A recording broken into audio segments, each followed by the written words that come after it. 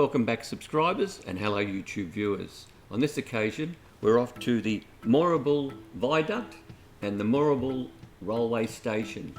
Now just to highlight something that needs to be pointed out is the fact that this railway station is no longer in operation and it is a private residence.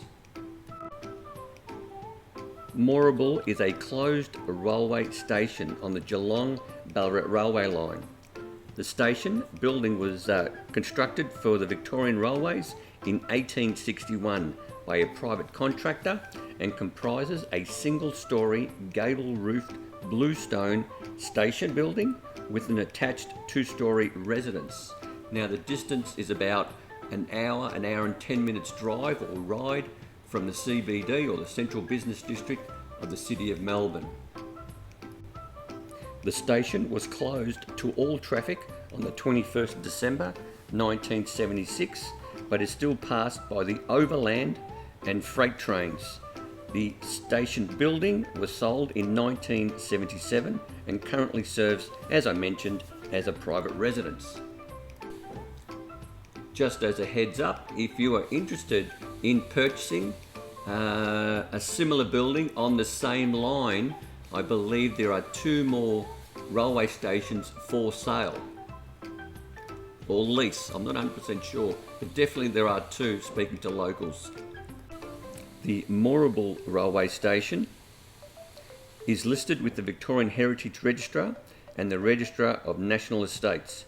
It is located about 1.6 kilometres east of another heritage railway structure, the Moorabool Viaduct, which we will see next. The 440 metre or 1,440 feet long bluestone and iron Moorabool Viaduct was opened in 1862 to carry the Geelong Ballarat Railway over the River Valley. It remains in use today, having been reinforced with extra steel piers in 1918 to a design of Victorian Railways engineer Frederick Essling. Now, if you'd like to come to this location where I've actually parked my car, just make your way to a road called Viaduct Road. It's in Moorable, and as I said earlier, it shouldn't take you more than an hour and 10 minutes to get to this location.